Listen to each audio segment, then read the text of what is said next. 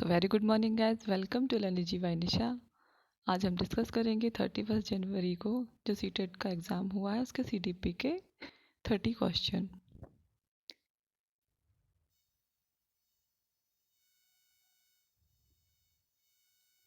So now first one is, एक खेल क्रिया के दौरान चोट लगने पर रोहन रोने लगा।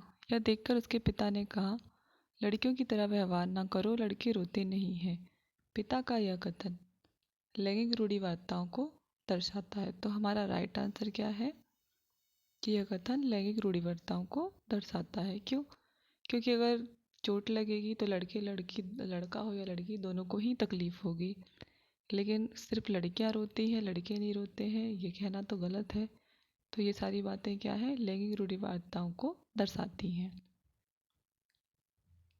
सेकंड, एक प्रगतिशील कक्षा में ज्ञान की संरचना के लिए प्रचुर मौके प्रदान करने चाहिए। हमारा राइट आंसर है third.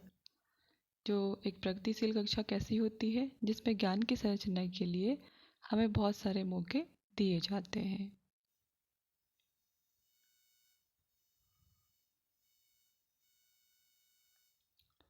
Now third one is, एक गतिविधि के दौरान छात्रों को संघर्ष करते देख अध्यापिका बच्चों को संकेत और इशारे जैसे क्या, क्यों, कैसे प्रदान करने का फैसला लेती है। तो लेव वास्की के सिद्धांत के अनुसार अध्यापिका की यह योजना इनमें से क्या होगी? तो अधिगम के लिए पाठ आधारभूत संरचना का काम करेगी। हमारा सेकंड राइट आंसर है। और जब भी किसी को पढ़ाया जाता है, चाहे अध्यापिका पढ़ाए या कोई भी बच्चों को पढ़ाएगी, तो अगर स्टार्टिंग में जो चीज़ें होती हैं सिखाने के लिए, वो क्या होती हैं? वो पाठ या आधारभूत संरचना होती हैं।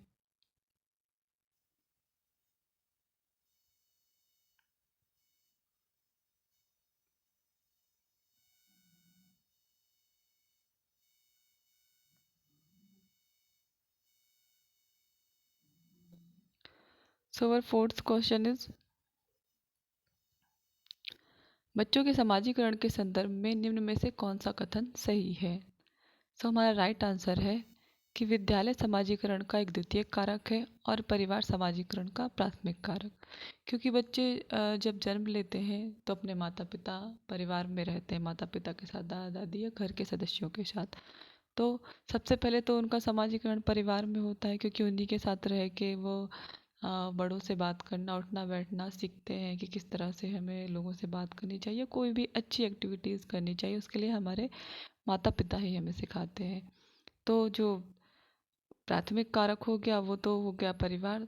और जो सेकेंडरी कारक है, मतलब दूसरा जो है, ये विद्यालय है। क्योंकि जब स्कूल में बच्चा जाता है तब वह अनुशासन सीखता है।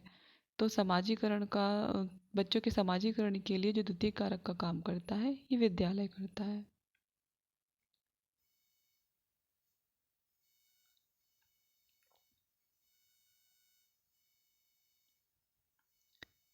सो और फिफ्थ क्वेश्चन इज, बहुबुद्धि सिद्धांत जोर देता है कि, हमारा राइट आंसर होगा सेकंड, एक आयाम में बुद्धिमत्ता अन्य सभी आयामों में बुद्धिमत्ता निर्धारित करती है। तो ये किसके द्वारा द्वारा दिया गया है? गार्डनर के द्वारा। गार्डनर ने ही बहुबुद्धि सिद्धांत दिया था। और इनका कहना है कि अगर कोई भी कैंडिडेट किसी एक चीज़ में अपनी इंटेलिजेंस दिखा रहा है कि वह इंटेलिजेंट है, तो इसका मतलब है कि वो सभी आयामों में बुद्धिमान होगा। हमारा राइट आंसर है। So now sixth one is, Lawrence Kohlberg के सिद्धांत के अनुसार किसी कार्य को इसलिए करना क्योंकि दूसरे इसे स्वीकृति देते हैं नैतिक विकास का चरण दर्शाता है। तो गाइस, मुझे तो इसका आंसर लगता है कि इसका आंसर सेकंड होगा, प्रथागत। और फिर भी लोगों को इसमें कन्फ्यूजन हो सकता है, तो आप देख लीजिए। अगर हम ये कहते हैं पूर्व प्रथा, प्रथा पूर्व, तो इसमें क्या होता है कि बच्चा दंड के कारण किसी भी कार्य को करता है। क्योंकि बच्चा जब जन्म लेता है तो वो ना नैतिक होता है और ना ही अनैतिक होता है। लेकिन वो कुछ चीज़ें किससे करता है कि अगर वो इस तरह का करेगा या कुछ भी इस तरह की चीज़ें करेगा जो गलत है, तो उसके लिए उनके माता पिता उनको दंड देंगे। तो सिर्फ डर से अगर वो कोई कार्य करता है तो वह प्रथापूर्व में आता है। लेकिन जो प्रथागत है इसमें क्या होता कि बच्चे जैसे अपने ग्रुप में या फिर अपने से बड़े किसी लड़के या लड़की को ये देखते हैं कि ये पढ़ाई में होशियार है और सबसे अच्छे से व्यवहार करता है, सब लोग इसकी तारीफ करते हैं, तो बच्चे उन्हीं की तरह बनने का प्रयास करते हैं, उनको देखकर ही उनकी तरह करना चाहते हैं। तो मेरे ख्याल से तो इसका राइट आंसर प्रथागत होगा, क्योंकि किसी कार्य को सिर्फ इसलिए करना क्योंकि दूसरे से स्वीकृति देते हैं। तो उसके अकॉर्डिंग तो सेकंड आंसर राइट लगता है, लेकिन अभी जब आंसर की आएगी उसके बाद फिर और भी क्लियर हो जाएगा।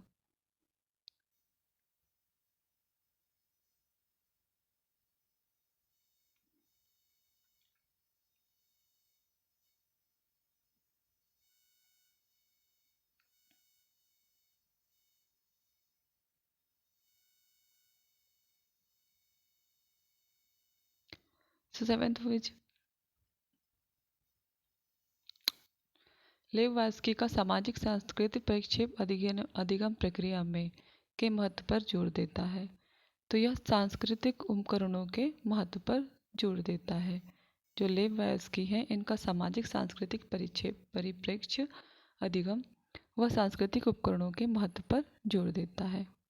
8 जीन पियाजे अपने संज्ञानात्मक विकास के सिद्धांत में संज्ञानात्मक संरचनाओं को के रूप में वर्णित करते हैं। तो जीन पियाजे जो हैं ये अपने संज्ञानात्मक सिद्धांत में संज्ञानात्मक संरचनाओं को स्कीमा के रूप में वर्णित करते हैं। और गाइस स्कीमा क्या होता है? यह सेट ऑफ नॉलेज है और इसमें हमारे इसमें हम ऐसी मानसिक संरचना जिसका हम सामान्यीकरण कर सकें, ये सब क्या कहलाएंगी? स्कीमा कहलाएंगी। स्कीमा क्या होता है कि माइंड में हमने जो भी स्ट्रक्चर हमारे माइंड में बन गया है उसे कभी भी हमारे सामने आने पर हम उसे जान जाएं या पहचान जाएं। जैसे हमने कभी पिज़्ज़ा खाया है और अगर हम 2 महीने बाद, 4 महीने बाद या साल भर बाद फिर कहीं रेस्टोरेंट में जाते हैं और पिज़्ज़ा देखते हैं, ऑर्डर करते हैं, तो हम उसे पहचान जाते हैं कि ये पिज़्ज़ा ही है। तो ये क्या होगी? आपके माइंड में एक स्ट्रक्चर बन जाता है और इसी को हम स्कीमा कहते हैं।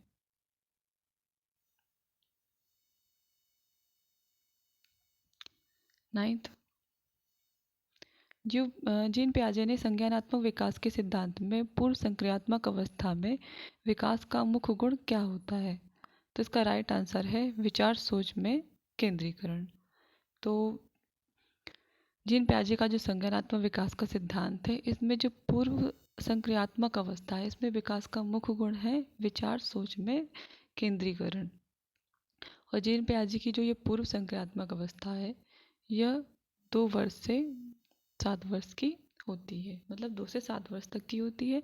इसमें जो बालक होता है वस्तुओं को पहचानने लगता है, उनमें अंतर सीख जाता है और भाषा का विकास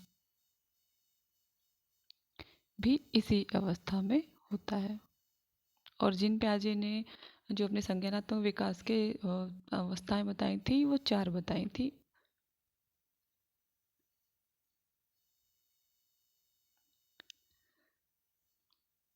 10th विकास के संदर्भ में निम्न में से कौन सा कथन सही है? तो हमारा राइट आंसर है विकास बहुआयामी होता है। और इसलिए क्योंकि विकास बहुआयामी क्यों होता है? क्योंकि विकास किसी एक तरह का नहीं होता कि अगर बच्चे में शारीरिक विकास हो गया दैट मीन्स वो उसमें सारे विकास हो गए। उसका मानसिक विकास भी होना चाहिए, सांस्कृतिक विकास भी होना चाहिए, सामाजिक विकास भी होना चाहिए, मतलब हर तरह का विकास होना चाहिए। तो विकास क्या होगा? आयामी होगा।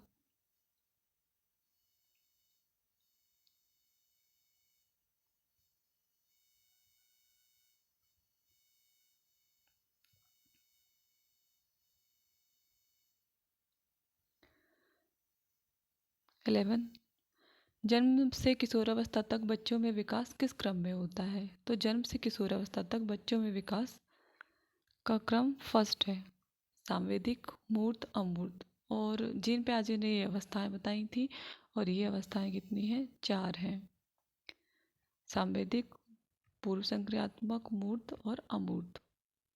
लेकिन अब गाइस यहाँ पर 3 दी गई हैं तो अपन इन्हीं को फर्स्ट ऑप्शन को राइट करेंगे।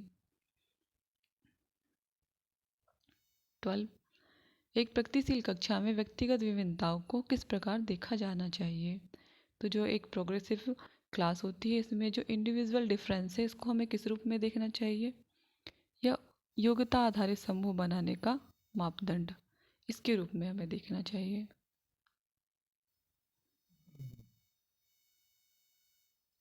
13, एक समावेशी कक्षा में पर जोर होना चाहिए। तो एक समावेशी कक्षा, इसमें सारी चीज़ों पे जोर होना चाहिए, मतलब हर तरह की, हर बच्चे के समर्थ को अधिकतम करने के लिए अवसर प्रदान करना चाहिए। तो फोर्थ, और इंक्लूसिव क्लास वही होती है जिसमें सबकी बात होती है, किसी सिंगल पर्सन की या सिंगल चीज़ों की बात नहीं होती। 14, दिव्यांगजन अधिनियम 2016 के अनुसार निम्न में से किस शब्दावली का प्रयोग उपयुक्त है? तो हमारा राइट आंसर है थर्ड, छात्र जिसे शारीरिक दिव्यांगता है। अधिगम कठिनाइयों से जूझते छात्रों की ज़रूरतों को संबोधित करने के लिए एक अध्यापक को क्या नहीं करना चाहिए? तो गाइस हमें ये देखना है कि इसमें क्या नहीं करना चाहिए, हम उसी आंसर को क्लिक करेंगे जो हमें नहीं करना चाहिए। तो फोर्थ राइट आंसर है, शिक्षा शास्त्र और आकलन की जटिल संरचनाओं का प्रयोग नहीं करना चाहिए, जबकि हम दृश्य सामग्रियों का इस्तेमाल करना चाहिए, संरचनात्मक शिक्षा शास्त्र उपागमों का इस्तेमाल करना चाहिए और व्यक्तिगत शैक्षिक योजना भी बनाना चाहिए। लेकिन हमें क्या नहीं करना, शिक्षा शास्त्र और आकलन की जटिल संरचनाओं का प्रयोग नहीं करना, और यही हमारा राइट आंसर है। 16, सृजनात्मकता की पहचान का प्रमुख लक्षण क्या है?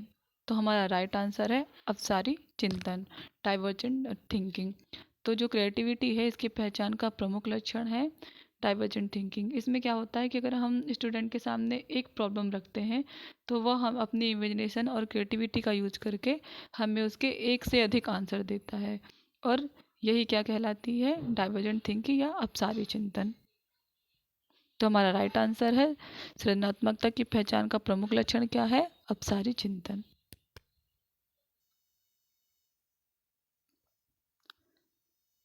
17, विविध पृष्ठभूमियों के अधिगमकर्ताओं को संबोधित करने हेतु एक अध्यापक को क्या करना चाहिए?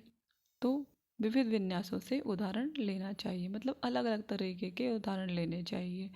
जब लोग अलग अलग तरह की पृष्ठभूमि से होंगे तो हर तरह के आप अगर एग्जाम्पल देंगे तो बच्चा ज़्यादा अच्छे से सीखेगा। 18, समस्या समाधान क्षमताओं को किस प्रकार सुसाध्य किया जा सकता है? अगर किसी भी तरह की समस्या हो रही है उसके समाधान के लिए सबसे पहला तो काम यही है कि हमें लगातार अभ्यास और क्रियान्वयन पर जोर देना चाहिए, क्योंकि हम जितना ज़्यादा अभ्यास करेंगे चीज़ें और भी ज़्यादा कंठस्थ हो जाएंगी। तो प्रैक्टिस करना है, रोट लर्निंग नहीं करनी, रटना वटना नहीं है।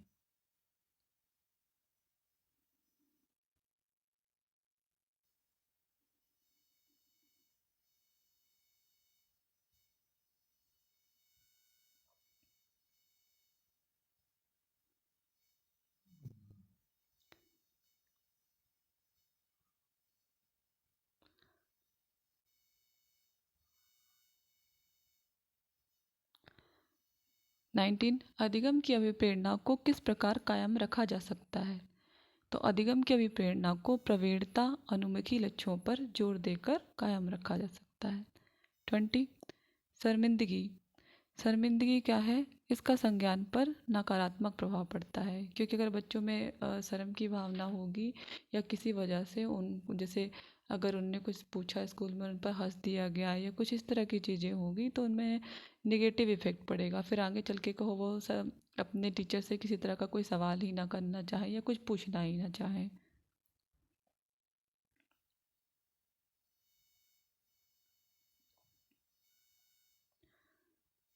21, निम्न में से अध्यापक अधिगम का सबसे प्रभावशाली माध्यम कौन सा है? तो ये क्या है, संकल्पनाओं के बीच संबंध खोजना। ये अध्यापक अधिगम का सबसे प्रभावशाली माध्यम है, मतलब जो भी चीज़ दी गई है उनके बीच में रिलेशन ढूंढना कि क्या है, तभी आप किसी कॉन्सेप्ट को क्लियर कर पाएंगे। तो ये टीचर का काम है। एक अध्यापिका को दिए गए किसी कार्यकलाप में छात्रों की विभिन्न त्रुटियों का विश्लेषण करना चाहिए, क्योंकि त्रुटियों की समझ अध्यापन अधिगम प्रक्रिया के लिए अर्थपूर्ण है। तो जब भी किसी तरह का कार्यकलाप छात्रों को त्रुटियों का विश्लेषण करने के लिए मतलब किसी तरह का कार्यकलाप किया जाए तो हमेशा हमें छात्र की गलतियों का विश्लेषण जरूर करना चाहिए कि गलतियाँ आखिर किस कारण हुई है और फिर उनको दूर करने का प्रयास करना चाहिए।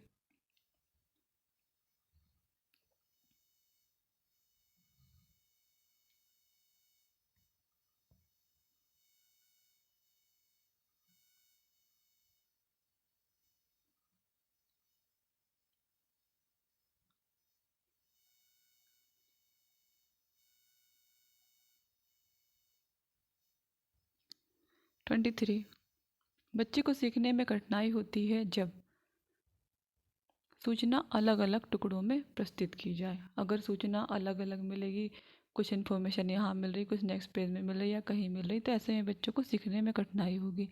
जबकि अगर वो आंतरिक रूप से अभी प्रेरित होंगे तो कोई प्रॉब्लम नहीं होगा, क्योंकि वो सेल्फ मोटिवेटेड है। अधिगम सामाजिक संदर्भ में होगा तब भी उन्हें कोई प्रॉब्लम नहीं होने वाली। और विषय वस्तु को अगर बहुरूपों में मतलब बहुत तरीके से प्रस्तुत किया जाए, अलग अलग तरह के एग्जाम्पल दिए जाएं, तब तो लर्निंग और भी इजी हो जाती है। तो हमारा राइट आंसर है सूचना अलग अलग टुकड़ों में प्रस्तुत की जाए तब उन्हें सीखने में कठिनाई होती है। 24 अधिगम की सर्वोत्तम अवस्था कौन सी है? तो संतुलित उत्तेजना और कोई भय नहीं, यह अधिगम की सर्वोत्तम अवस्था है।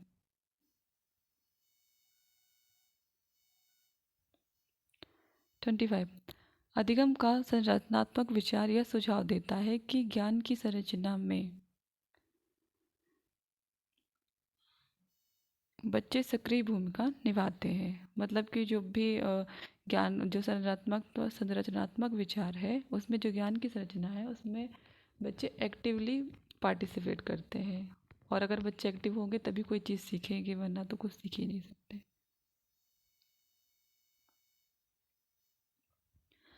26 अधिगम के लिए निम्न में से कौन सी धारणा उपयुक्त है? यह योग्यता सुधार है। मतलब जो लर्निंग है यह योग्यता सुधार है, क्योंकि लर्निंग के द्वारा जब हम सीखते हैं तो हम में नई नई योग्यताओं का विकास होता है और इसमें हमें सुधार भी होता है। 27 निम्न में से कौन सी परिपाटी विद्यार्थियों में संकल्पनात्मक समझ में बढ़ोतरी करने में सहायक है? तो इसका राइट आंसर है अन्वेषण और संवाद। इसके द्वारा बच्चों में संकल्पनात्मक समझ में बढ़ोतरी होती है।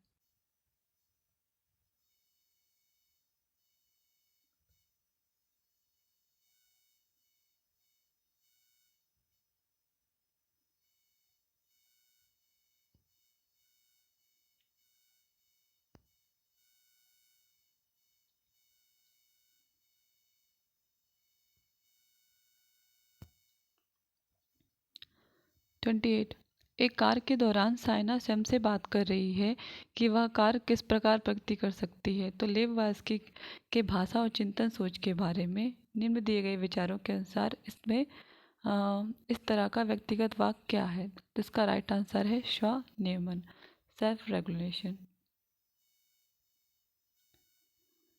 और इस टॉपिक पे आपको इस बात पे ध्यान देना है कि जब लेव वास्की ये कहेंगे कि कोई बच्चा है वह अगर किसी कार्य को करता है तो वो अपने मन में बात करने लगता है कि ऐसे करना है, ऐसे करना, और धीरे धीरे खुद को ही इंस्ट्रक्शन दे के अपने कार्य को कंप्लीट करता है। तब वो इसे क्या कहते हैं? इसे प्राइवेट स्पीच कहते हैं। और इसमें वह अब अपने धीरे धीरे अपनी बातें करके काम को करता है, ये क्या कहलाता है? स्वनियमन, सेल्फ रेगुलेशन कहलाता है।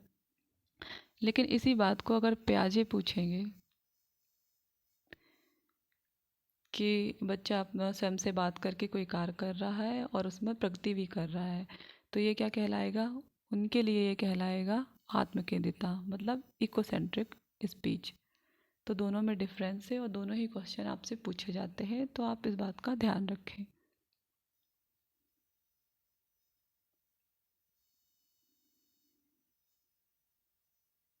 29 मूल्यांकन पद्धतियों का लक्ष्य होना चाहिए। यह विद्यार्थियों की ज़रूरतों तथा आवश्यकताओं की पहचान कर सके। मतलब मूल्यांकन की पद्धति ऐसी होनी चाहिए जो कि विद्यार्थियों की ज़रूरतें, मतलब स्टूडेंट की क्या नीड्स हैं ये जानने वाली हों, और उनकी आवश्यकताओं की पहचान कर सके, उन्हें किस चीज़ों की ज़रूरतें हैं इसकी भी पहचान कर सके। तभी तो मूल्यांकन का कोई मतलब निकलेगा। 30। बच्चों के विकास की व्यक्तिगत विभिन्नताओं को किस प्रकार प्रतिरूपित किया जा सकता है? इसका आंसर है 4, आनुवंशिकता एवं पर्यावरण की पारस्परिकता पर। और वैसे भी जो बच्चे में इंडिविजुअल डिफरेंस आते हैं वो क्यों आते हैं? वो या तो जेनेटिकल होते हैं या तो इन्वायरमेंटल होते हैं। जेनेटिकल जो हमें माँ बाप से मिलते हैं, जो पूरी पीढ़ी दर पीढ़ी होते हैं कैरेक्टर या सारी चीज़ें, और इन्वायरमेंट से जैसा जैसा हमारे आसपास का वातावरण है, पर्यावरण है, उसके अकॉर्डिंग भी बच्चे के व्यवहार में अंतर आता है। तो ये दोनों ही चीज़ों पर डिपेंड होते हैं, किसी एक पे नहीं है, ना केवल पर्यावरण पे और ना ही केवल आनुवंशिकता पे। तो ये थे आपके CDP के 30 क्वेश्चन। गाइस आप इससे मैच कर सकते हैं, और मेरे क्लास के मोस्ट ऑफ स्टूडेंटों ने इनको राइट भी किया है। लोगों ने 28 29 तक स्कोर किए हुए हैं। और जिनका ये पेपर अच्छा गया है उनके लिए कंग्रेचुलेशन, और जिनका नहीं गया है उन्हें टेंशन लेने की ज़रूरत नहीं है, क्योंकि अभी जल्दी ही इसकी वैकेंसी आने वाली है, मतलब फिर से फॉर्म आने वाले हैं, तब आप फिल कर सकते हैं और अपना नेक्स्ट एग्ज़ाम अच्छे से दें। So guys, if you like my session, please like, share and subscribe.